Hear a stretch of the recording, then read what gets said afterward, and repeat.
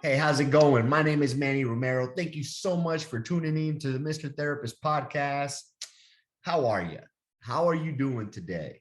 You know what? No, really, really, really, don't give me a good, you know what I mean? People, you walking down the street, people asking you all the time, how you doing? You always give them that good, right? But some of us aren't doing good. Some of us really need to take some time to check in with ourselves. How are you doing? How are you really, really doing? What on a scale of 1 to 10, how are you? If 10 was amazing and one was crap, like where would you rate yourself and why? Has that been that way for some time now, or has that just something that happened, today? And so something happened that you rank yourself a 3. You know what I mean? If you're a 3, why are you a 3 comparable to the rest of your days? Why is it a 3 and not a 4? Why is it a 3 and not a 2? What is it about today that makes it a 3? Some of you maybe are 7s or 8s. Like, damn, that's awesome. It's great to feel good. It's great to have a great day. Why are you a 7 though? Why are you an 8?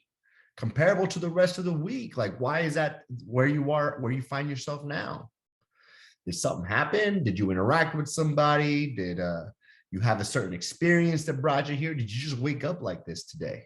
Sometimes that happens too. Sometimes, as much as like, therapists like to talk about the negative emotions sometimes, the negative experiences, because usually that's why people come to the office to check in with us, right? Is because they're trying to get over something, trying to heal. Sometimes it's good to talk about the great experiences, man. I heard this question the other day. I'm taking a class, and so I'm always trying to grow. I'm always trying to grow as a therapist. And I heard this question and I was like, wow, what a great question to ask. And that question is, when I'm sitting with a client, it would be, what don't you want to change about your life right now? Like, what would you just like, what do you just want to stay the same?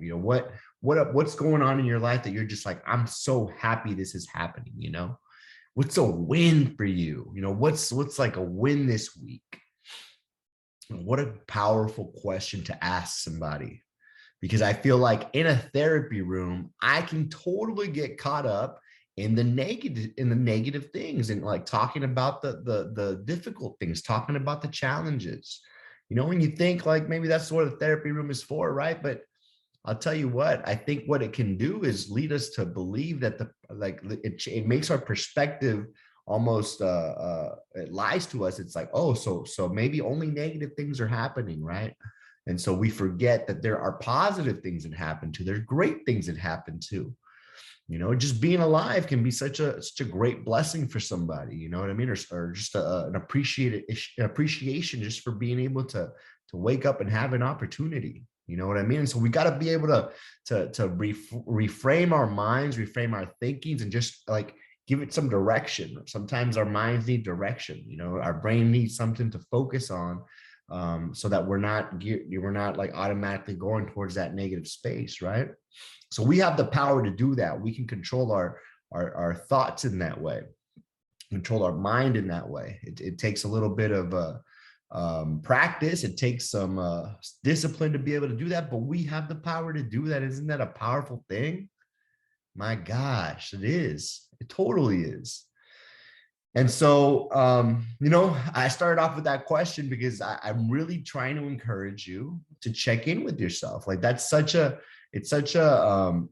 undervalued tool out there. How often do you just stop what you're doing, put the phone down, turn the Instagram off, stop texting, stop emailing people back, and you just like,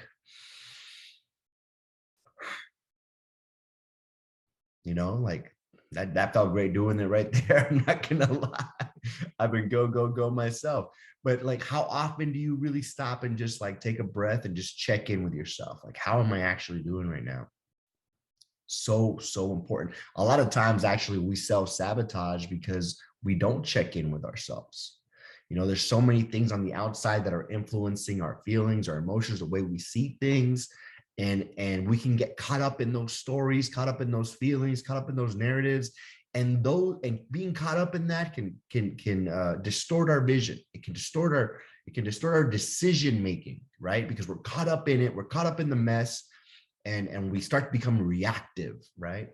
And if you look up the word reactive, you don't want to be reactive. You don't want to just like react to something, because then you're not really in control of anything. You're just responding, right? And so being able to check in with yourselves really helps you assess, like, man, where am I at today? How am I feeling today? How, can these feelings influence my decision making? You damn right they can. Yes, they can influence your decision making. And so if I have this goal of losing 5 pounds, right? I want to lose 5 pounds in 2 months, right? And so if I wake up and I'm just feeling like crap, I'm just feeling down, I'm feeling alone, I'm feeling isolated, if I don't know, maybe nothing even happened, right? Maybe I just woke up that way, right?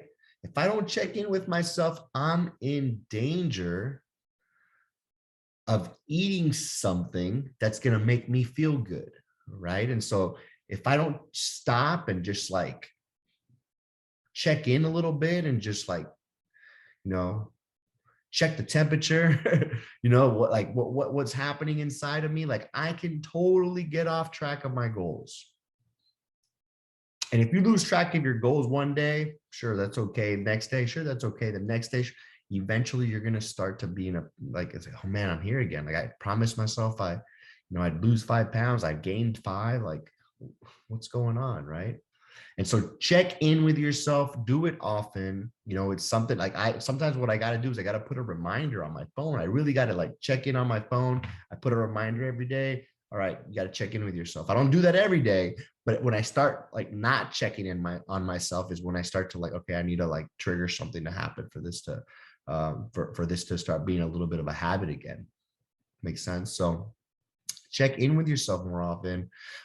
It's going to help you not only in goals like we talked about, but also in your relationships.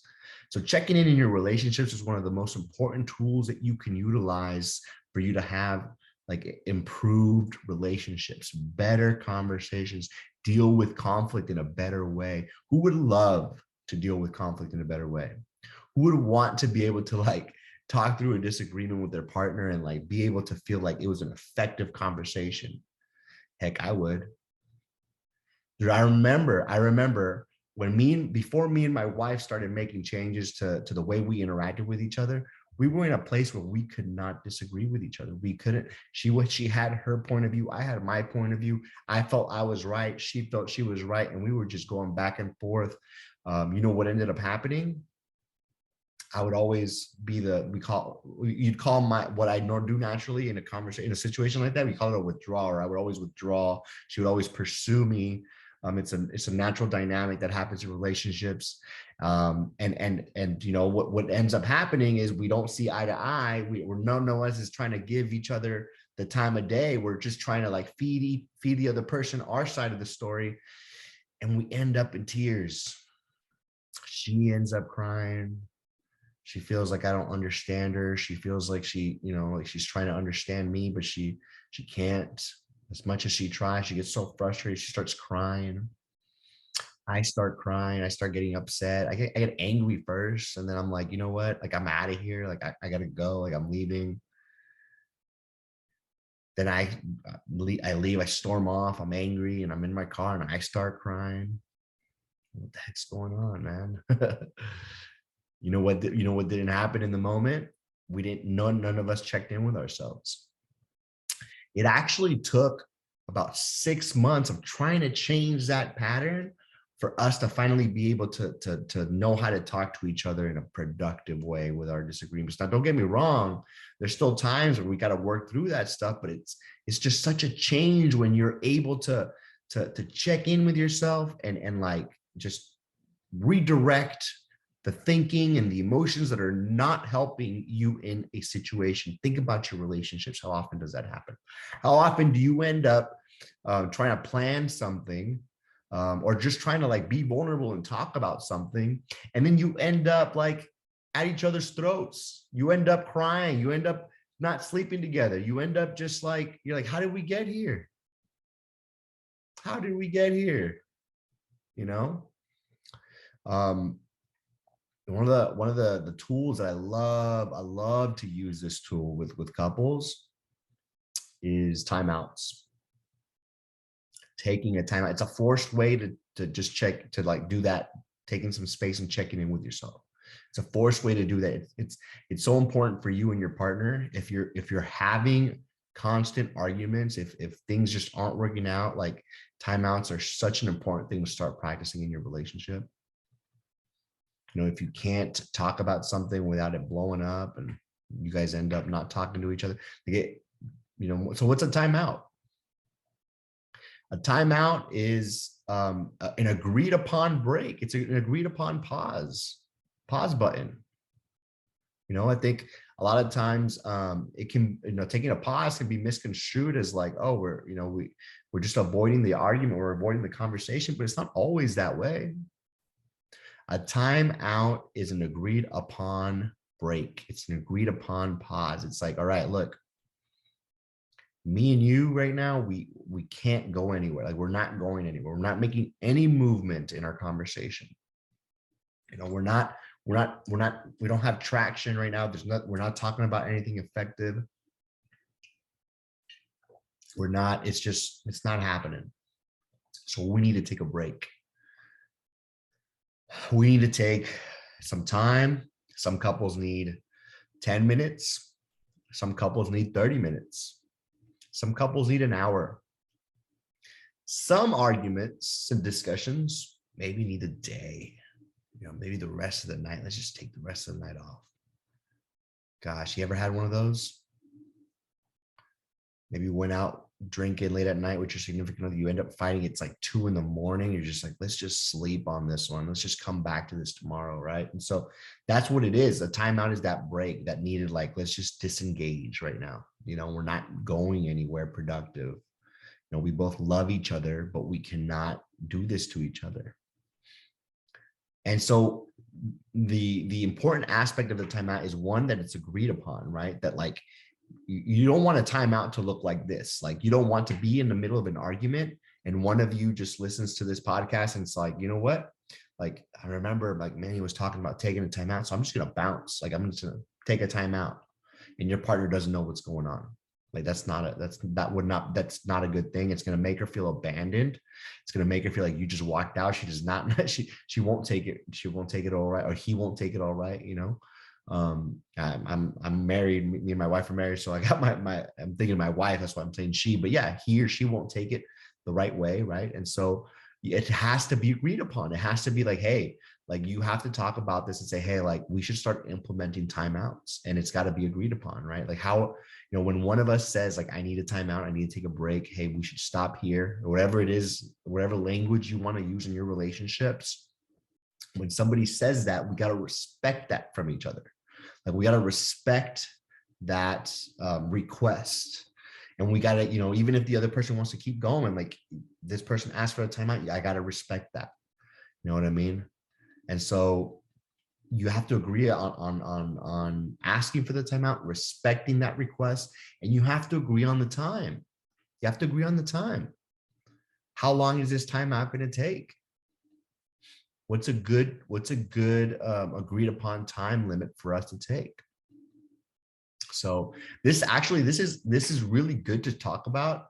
Like, let's say you had a fight, like, maybe in the moment you're not going to be able to talk about some of this stuff, but after the fight, like, when you guys are in an okay place, it's okay to revisit a fight. It's okay to be like, hey hon, like, you remember last week we really like at each other.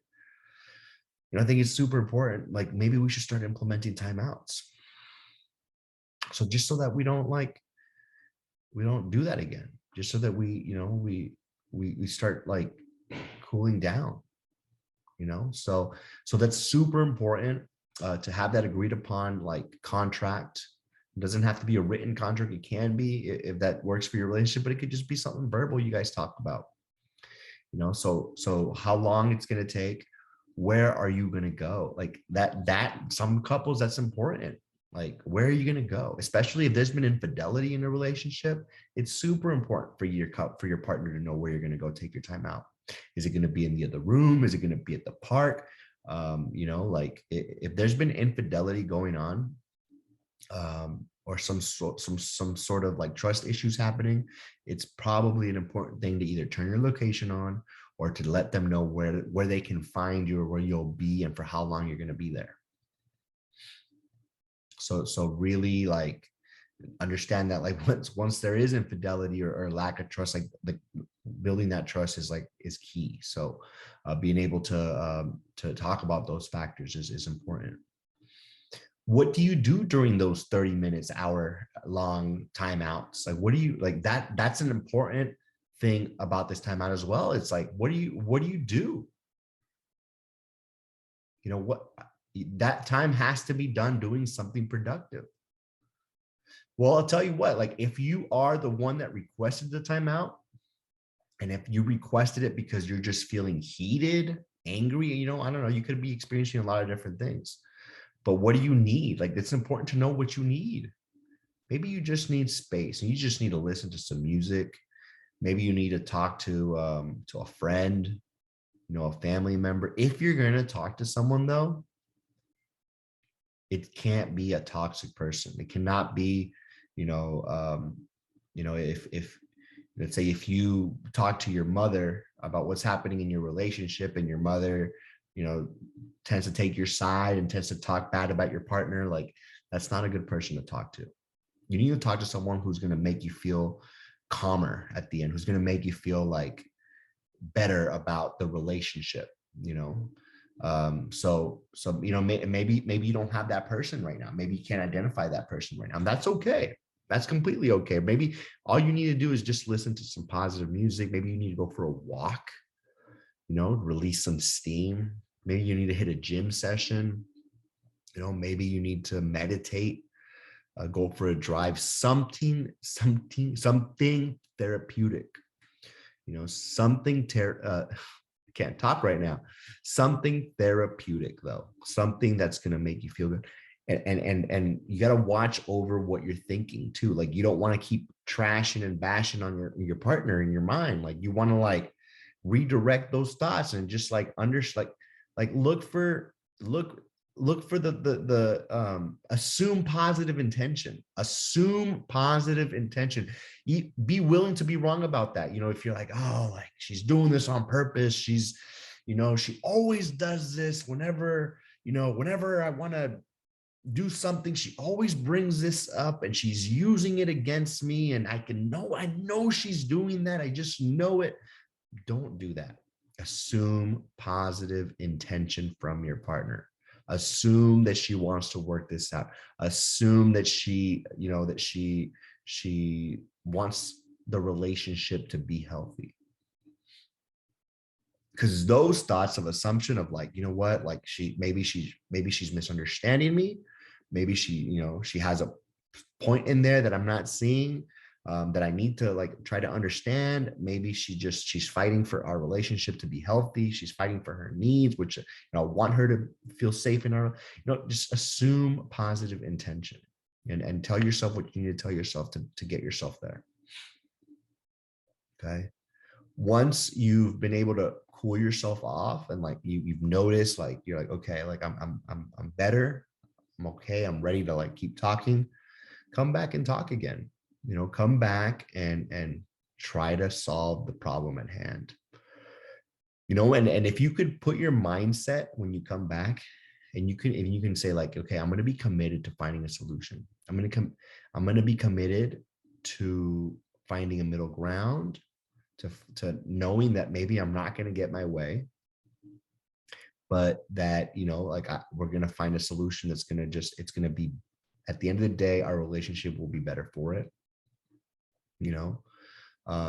That's you have to come in with that state of mind. If you come in with the state of mind of like, they're attacking me, they don't love me, they don't care about me, they just want their way all the time. If you come with that state of mind, it's not going to work out. It's just not. I mean, you're looking for all the reasons why it won't work. You got to look for the reasons why it will work. And that's the key, So once you come back, and if you're successfully able to talk about what you guys talked about, if you're successfully able to do that, that's great. That's awesome. Give yourselves like credit, thank you, say thank you for listening, thank you for coming back, thank you for being willing to have this conversation with me, thank you for for giving us the time, thank you for being in the mindset of working things out. Give some positive affirmations, and positive reinforcement helps way more than negative reinforcement. The "you never do this, you always want that." Positive reinforcement works a million times better than negative reinforcement. Okay. And that's true for life. It's true for when you have kids. It's true for your relationship. It's true for all aspects of that. Okay. So checking in with yourself is not only important just when you're alone and you're like at work, trying to figure out work, or you're stressed out doing projects and you're like trying to figure that out, or just in your life in general, but it's also important in your relationships, whether that's an intimate partner, whether that's in your family. Family can get pretty crazy sometimes, but it's all important. So add more check-ins to your life. Add check-ins, add timeouts in your relationships. That's a part of a check-in. It's part of like stopping, you just checking in with yourself, that timeout. And you'll probably see a vast improvement in your relationships and in yourself as a person as well. You'll start feeling better about yourself, more confident, just happy that like you were able to come up with a solution. So that's all I got for you guys today. I appreciate you listening. Hey, let me ask you just a favor. You guys, like, I want to reach people like with this podcast. I'm gonna be doing some pretty cool stuff in the future. It won't just be me talking. For those of you that can't stand my voice, I promise that's not going to be the only thing you're going to be hearing here from soon enough. I got some interviews kind of working out, and I'm going to be doing something really, really cool with the podcast. Let me just ask you one thing. If you could please share this, if you found that it's valuable, that it's something that's like good for the community, for people, like, can you share this on your stories, share this on your in your social media, send it to a friend, talk about it, let them know to listen to this. I mean, this is valuable stuff that people, it's life skills that you don't really learn at work. A lot of people actually learn this stuff once, like, their relationships are in shambles, and like they go to therapy and they're starting to learn this stuff. And sometimes it can be a little bit too late. And so I would love the community to be educated now, like to just know that these tools are out there now. Like that's, and so and that would be like, that makes my heart like shine. So share this episode with your loved ones, with your friends, with your peers, with your social groups. I would definitely appreciate that. And send in any questions you want. Manny at mrtherapistmft.com. Yeah, I'm happy to answer any questions. Every person is unique. No one's the same. So it's, when I'm doing these videos, I have to keep a person in mind to kind of like, be able to keep myself on track. But every situation is the same, different. Every relationship is unique, different. It's got its own unique, beautiful dynamic. And so I want to help those people who maybe aren't sure how this relates to their relationship as well, or how they can implement some of this stuff in their relationships or in their life. And so please share it, please subscribe. And yeah, whether you're listening on podcast or on YouTube, subscribe, share, like, follow, whatever you got to do. Just do what you got to do. You know what you got to do. Manny Romero again. Thank you so much for listening. Catch you guys on the next one.